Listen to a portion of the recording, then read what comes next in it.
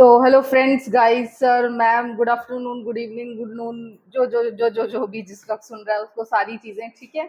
और अभी शुरू करते हैं मार्केट अपडेट से। मार्केट आज का बहुत ही अच्छा था। रिलायंस के इतने नेगेटिव फीडबैक के बाद में ना मार्केट जिस तरह से संभला है ना, वो इंडियन इकोनॉमी की स्ट्रेंथ दिखाता है। और वो ये दिखाता है कि बुल्स बिल्कुल भी नहीं डरेंगे, बुल्स खरीदेंगे, बुल्स इतनी जबरदस्त तरीके से खरीदेंगे कि ये जो पिछला पूरा एक साल हम लोगों ने रो रो के बिताया ना, उसकी सारी कसर अब हम पूरी करेंगे। और अब आप देखना कि एक दो मतलब हार्डली एक वीक या मैक्सिमम 10 डेज का टाइम और है। अगस्त में मान के चल रही हूँ कि एक अच्छी वाली तेजी मार्केट में आएगी। और जो अभी 19,800 मैंने आपको निफ्टी का टारगेट दिया था ना, अब मुझे ऐसा लग रहा है अगस्त लास्ट तक या फिर सितंबर मिड तक अपना निफ्टी 20 मतलब 19,800 तो अभी है खैर, और ये 1,000 पॉइंट की रैली मैं कम से कम और एक्सपेक्ट कर रही हूँ अगस्त और सितंबर, ठीक है।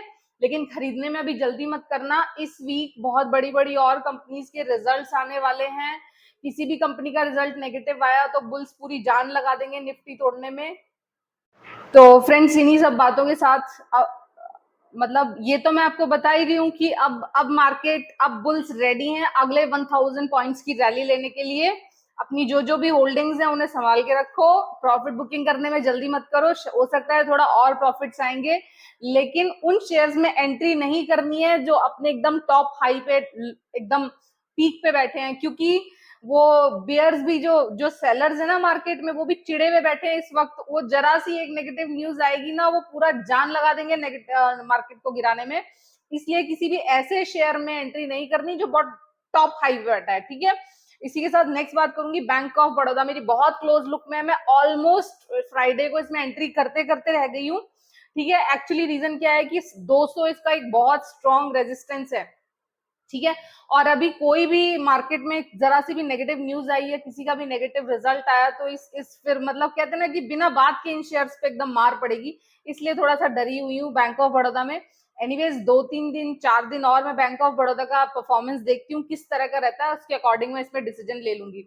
अशोक लेलैंड अभी लेना नहीं है, reason being DIIs, mutual funds ने इसमें प्रॉफिट बुकिंग की है 180 के लेवल्स पे। और अब इसमें केवल फॉरेन इंस्टीट्यूशनल इन्वेस्टर्स, मतलब कि इंटरनेशनल ट्रेडर, ऑपरेटर और नेशनल ट्रेडर, इतने 3 बड़े बड़े खिलाड़ी इस वक्त अशोक लेलैंड में घुसे हुए हैं। खरीदने की जल्दी मत करना। ये हो सकता है कि 185 190 तक के लेवल्स आपको दिखा दे, लेकिन यहाँ पे अब इन लेवल्स पे इक्वली सेलिंग प्रेशर भी इक्वल है। जितना ऊपर जाने की गुंजाइश है उतना ही इसमें प्रॉफिट बुकिंग की भी गुंजाइश है। क्योंकि जब भी म्यूचुअल फंड्स प्रॉफिट बुकिंग करने लग जाते हैं ना, तो वो फिर किसी भी शेयर के लिए अच्छी चीज नहीं होती, एटलीस्ट एंट्री के लिए, ठीक है। नेक्स्ट बात करूंगी जेके पेपर। जेके पेपर का जिस तरह का चार्ट पैटर्न फॉर्म हो रहा है, 300 रुपए से नीचे जाएगा डेफिनेटली जेके पेपर, ठीक है। नेक्स्ट बात करूंगी ईआईडी पैरी। ईआईडी पैरी थोड़ा शुगर सेक्टर में जो चाल आई है ना, उसकी वजह से थोड़ा सा ऊपर गया है। हो सकता है 500 को टच करे, 500 से थोड़ा बहुत ऊपर भी जा सकता है। लेकिन उसके बाद में, क्योंकि इसके क्वार्टर रिजल्ट्स नेगेटिव आए हैं, मार्च क्वार्टर के रिजल्ट्स नेगेटिव आए हैं ईआईडी पैरी के, ठीक है, तो मुझे इसमें कोई बहुत ज्यादा होप नहीं लग रही। मुझे लग रहा है कि एक बार ये 450 का लेवल समय फिर से दिखाना चाहिए 1-1.5 महीने के बाद में, जब ये शुगर सेक्टर की रैली खत्म हो जाएगी शायद। अभी तो मुझे ये भी नहीं पता कि रैली है भी या नहीं। रैली बोलने में अभी और 2-3 दिन का कंफर्मेशन चाहिए, एटलीस्ट इस वीक की एक्सपायरी मुझे जरूर चाहिए, ठीक है। उसके बाद मैं आपको बताऊंगी कंफर्म कि यस, शुगर सेक्टर में रैली है, 1 महीना शुगर सेक्टर बढ़िया चलेगा। और रही बात मेरी त्रिवेणी इंजीनियरिंग की, तो त्रिवेणी इंजीनियरिंग अगर शुगर सेक्टर चला और शुगर सेक्टर की ये रैली फॉल्स रैली नहीं है, एक्चुअली रैली है, तो त्रिवेणी इंजीनियरिंग का तो मतलब मुझे टारगेट्स बहुत जबरदस्त लग रहे हैं। और त्रिवेणी इंजीनियरिंग के अभी 1-2 दिन में रिजल्ट्स भी आने वाले हैं, ठीक है।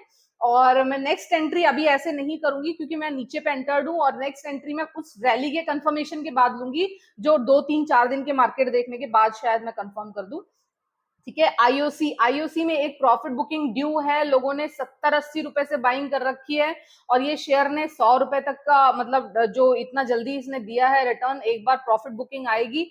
मैं थोड़ा सा वेट करूंगी, अगर ये 92 93 95 के आसपास आता है तो आईओसी में थोड़ा सा स्टेक में लेके चल सकती हूँ। बाइंग सेलिंग रिकमेंडेशन किसी को नहीं दे रही हूँ, आपका 150 बार मन करे तो लेना, नहीं तो मत लेना। इन्फोसिस को अवॉइड कीजिए, इन्फोसिस में कुछ नहीं करना। आई होप कोई 1470 और 1500 1300 और 1400 के ऊपर जाके ट्रैप ना हुआ हो एटलीस्ट इन्फोसिस। जिस दिन इनका रिजल्ट आया था और ये 5-5, 7-7% के सर्किट लगा रहे थे सारे आईटी शेयर्स, मैंने अपने प्लेटफॉर्म पे तो बताया था। बाकी आप लोग देखते हैं, कितना देखते हैं वो मुझे नहीं पता।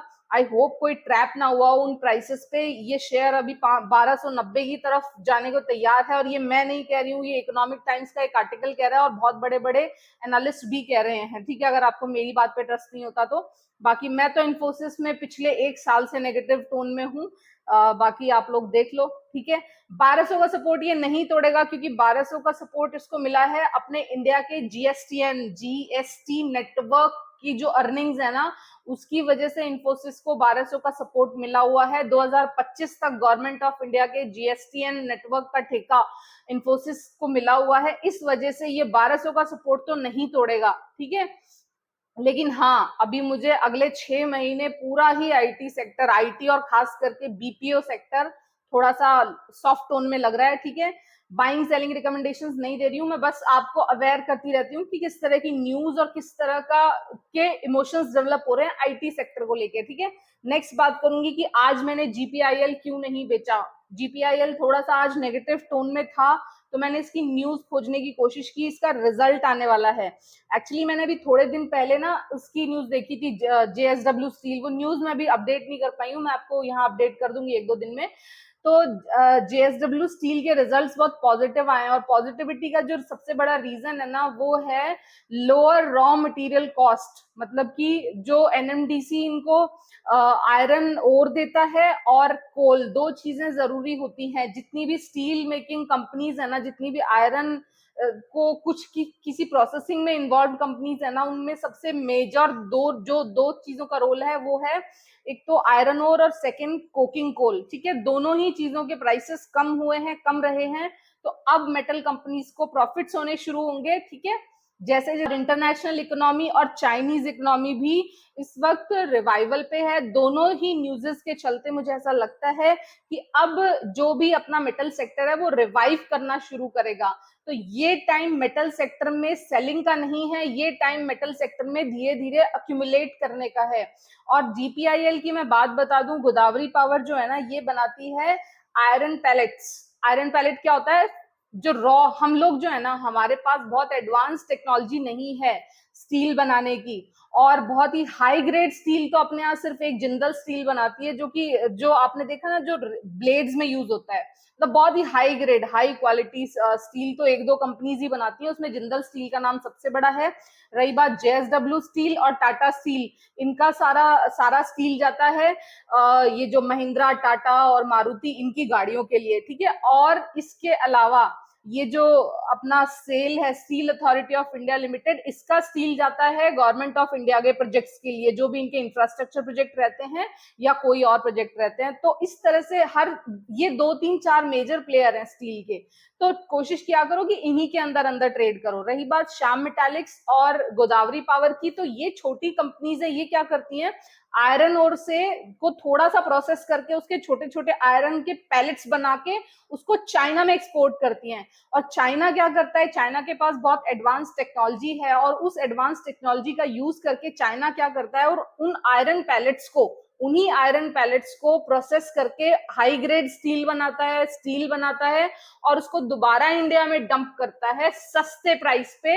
एज जितना जितना मैन्युफैक्चरिंग कॉस्ट सेल को जेएसडब्ल्यू स्टील और टाटा स्टील को लगती है ना, उससे कम मैन्युफैक्चरिंग कॉस्ट पे चाइनीज कंपनी इसी इंडियन पैलेट को जो वो लेके, जो जीपीआईएल और श्याम मेटालिक्स उनको यहाँ से सस्ते में बेचते हैं, उसी सस्ते पैलेट्स को वो प्रोसेस करके दोबारा इंडिया में भेजती हैं, इनफैक्ट डंप करती हैं। और अपनी ये जो स्टील इंडस्ट्री है, जो छोटी छोटी स्टील इंडस्ट्री है, वो उनके सस्ते स्टील के सामने नहीं टिक पाती, तो इसलिए वो खड़ी नहीं हो पाती। इसलिए या तो अपने यहाँ ये स्टील के 2-3-4 मेजर प्लेयर्स हैं, या फिर इस तरह की आयरन, या तो डायरेक्ट एनएमडीसी है जो डायरेक्ट आयरन ओर एक्सपोर्ट करती है, या फिर ये जो जीपीआईएल और श्याम मेटालिक्स हैं जो उस आयरन ओर का थोड़ा सा एक रॉ पैलेट टाइप कुछ चीज बना के वो बेचते हैं। ठीक है। कंपनी में इन्वेस्ट नहीं करते, ट्रेड करना चाहते हो, तो क्या होता है फिर, जो अच्छी कंपनीज है जिनको काम करने के लिए, बिजनेस करने के लिए पैसा चाहिए, उनके पास पैसा नहीं होता, और ये जो ट्रेड वेड करके ऑपरेटर के उसमें गेम में फंसा के आप अपना पैसा फंसा लेते हो, कंपनीज को इन्वेस्टमेंट नहीं मिल पाता, कंपनीज को इन्वेस्टमेंट नहीं मिल पाता, तो उनको वो फिर बाहर के जो सस्ते चाइनीज स्टील है उसके सामने किस तरह से हम इंडियन कंपनीज अच्छा और सस्ता स्टील बनाए, उसके लिए उनके पास आर&डी के लिए पैसा नहीं होता, आर&डी के लिए पैसा नहीं होता, तो ये जो चक्र है ना, मतलब ये टूटता ही नहीं है। ये आज हम आजादी के आज 50 60 70 75 80 साल हो गए हैं, लेकिन आज भी ये जो ये हमारे यहाँ से आयरन ओर एक्सपोर्ट हो रहा है, मतलब अंग्रेजों के टाइम, आज से अगर मैं 300 साल पहले की बात करूं ना, तब जैसे कॉटन एक्सपोर्ट होता था और वहां से कपड़ा बन के इंडिया में आता था, और इंडियन लोग उस 2 रुपए का कॉटन बेचते थे और वो 200 रुपए की शर्ट खरीद के पहनते थे। वही सेम गेम आज अपने सारे मेटल सेक्टर के साथ चल रहा है कि हम एकदम सस्ता या तो मेटल का जो ओर है वो बेचते हैं, या फिर बहुत ही थोड़ी कंपनीज हैं, गिनी चुनी 2-3 कंपनीज हैं जो जो जैसे तैसे मेटल बना पाती हैं, उनको भी प्रॉपर तरीके से इन्वेस्टमेंट नहीं मिलता, और हमारे यहाँ सस्ता स्टील डंप करता है चाइना। ठीक है, वही हमारा ही और होता है, वो हम ही से ले जाके और हमें ही वो सस्ते में, हमें ही वो महंगे में मतलब बाद में, और वो 2 रुपए 3 रुपए किलो उठाता होगा और वही वो स्टील लाके 20 रुपए में बेचता होगा। मतलब एक वो बता रही हूँ रफ कैलकुलेशन, मुझे नहीं पता और कितने में खरीदा जाता है और स्टील कितने में बेचा जाता है। ठीक है, तो ये रहेगा, मेटल सेक्टर रिवाइवल है, मेटल सेक्टर में थोड़ा थोड़ा अक्यूमुलेट करके चलिए टाइमली। जिन जिन भी कंपनीज के अच्छे रिजल्ट्स आ रहे हैं, जेएसडब्ल्यू स्टील में अच्छे रिजल्ट आए हैं, जिनको भी इंटरेस्ट है जेएसडब्ल्यू स्टील में ले सकता है। मेरे पास already steel authority of India है, मैं इसके रिजल्ट्स का वेट कर रही हूँ। I hope steel authority of India limited के रिजल्ट्स अच्छे आ रहे हैं, क्योंकि रेलवे इंफ्रास्ट्रक्चर पे इस साल और अगले 2-3 साल में बहुत काम होना है, तो steel authority of India limited को काम मिला रहेगा। ठीक है, बस थोड़ा पेमेंट इशू रहता है, गवर्नमेंट पीएसयू है तो टाइमली इनको पेमेंट्स रिलीज नहीं हो पाता, इस वक्त ये, बाकी इट्स ओके। जिस दिन भी मेटल सेक्टर में तेजी आएगी, जिस दिन भी मेटल सेक्टर में रैली आएगी, सबसे ज्यादा जो जंप मिलेगा ना वो steel authority of India limited को मिलेगा। सबसे पहले मैंने जेएसडब्ल्यू स्टील में भी ट्रेड किया है, मैंने टाटा स्टील में भी ट्रेड किया है। जेएसडब्ल्यू स्टील की तो उस रैली का भी मैं पार्ट थी, जो ये 350 रुपए से 700 रुपए का जेएसडब्ल्यू ने पीक दिया था ना, उस रैली का मैं पार्ट थी। मैंने जेएसडब्ल्यू स्टील से अपना प्रॉफिट बुक किया था, उसके बाद में मैंने टाटा स्टील में एंट्री की थी। टाटा स्टील में लेकिन मैं ज्यादा रुकी नहीं थी, एक डेढ़ 2 महीने रुक के और 100-150 रुपए वहां से लेके, उसके बाद मैंने वो जो अपना पूरा पैसा था वो steel authority of India limited में शिफ्ट कर लिया था, क्योंकि मतलब कहते हैं ना कि 19 20 21 का फर्क आ रहा था, ज्यादा फर्क नहीं है। टाटा स्टील में के भी जो इन्वेस्टर है वो आराम से बने रह सकते हैं, टाटा स्टील भी बहुत साउंड कंपनी है, बहुत अच्छी कंपनी है, लेकिन उससे बस कहते हैं ना कि 21 है steel authority of India limited. जब भी जिस भी दिन शेयर में चाल आएगी, स्टील सेक्टर में चाल आएगी ना, तो उस दिन वो कहते हैं ना कि दोनों बराबर चलेंगी, steel authority of India limited भी बराबर चलेगी, टाटा स्टील भी बराबर चलेगी, बस उससे थोड़ी सी ज्यादा वो steel authority of India limited चलेगी, बस इतनी कांटे की टक्कर है दोनों शेयर्स के चाल के मामले में। ठीक है, और नेक्स्ट बात करूंगी आपकी फेवरेट कंपनीज, टीसीएस, इन्फोसिस, एचसीएल टेक, विप्रो, ये सारी कंपनीज अभी 6 महीने कुछ नहीं होने वाला। मैं लगातार पिछले 10 दिन से अपने प्लेटफॉर्म पे बताए जा रही हूँ कि ये कंपनीज एक रेंज बाउंड ही रहेंगी, क्योंकि कंपनीज के वो प्रॉफिट्स जब तक नहीं होंगे ना, कंपनीज को जब तक बिजनेस नहीं मिलेगा, तब तक ये कंपनीज यही सोती रहेंगी, या तो ये अपने बिजनेस मॉडल में कोई चेंज करें।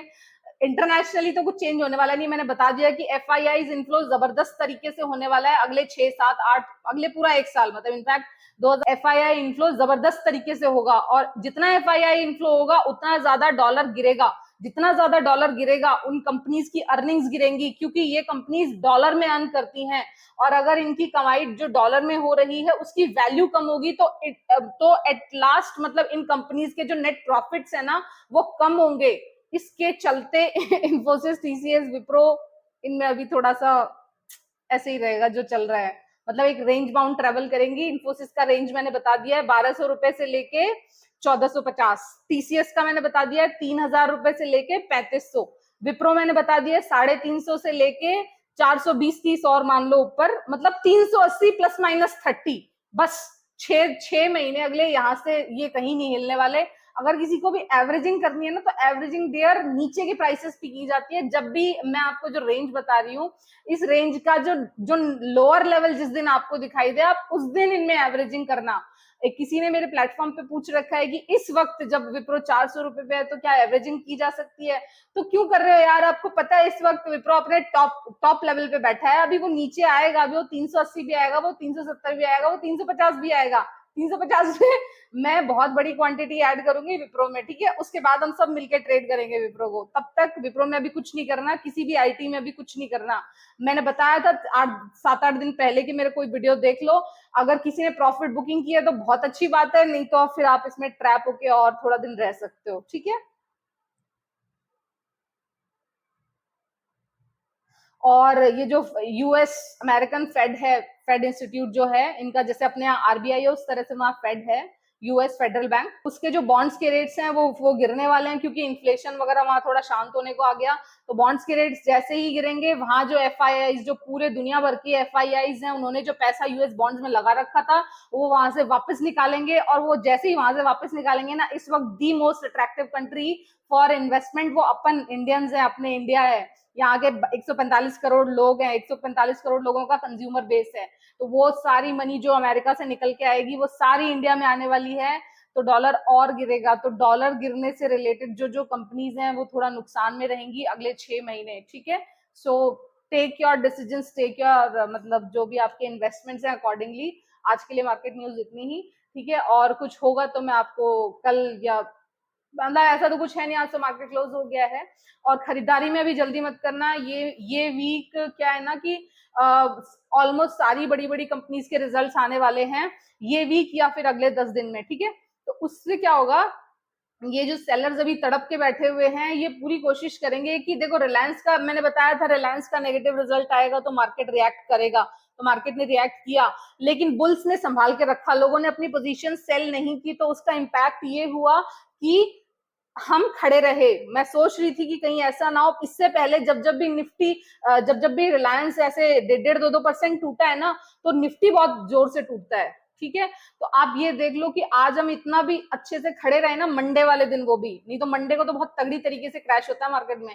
तो मंडे को भी आज हम इतने अच्छे से खड़े रहे, तो उसके पीछे ये फीलिंग्स दिखाता है इन्वेस्टर्स की, बुल्स की, कि बुल स्ट्रांग है, ठीक है? लेकिन थोड़ा सा धीरे धीरे जो जो भी आपको खरीदना है, जहां जहां भी आपको लगता है, वहां बेबी स्टेप्स के साथ उतरिएगा अभी, क्योंकि 19,800 के का एक रेजिस्टेंस भी हमें बहुत अच्छे से अभी ब्रेक करना है। हम ब्रेक करेंगे, नो डाउट हम ब्रेक करेंगे, लेकिन कुछ नहीं पता मार्केट में कब क्या कैसी सिचुएशंस डेवलप हो जाए। तो टेक योर डिसीजंस अकॉर्डिंगली।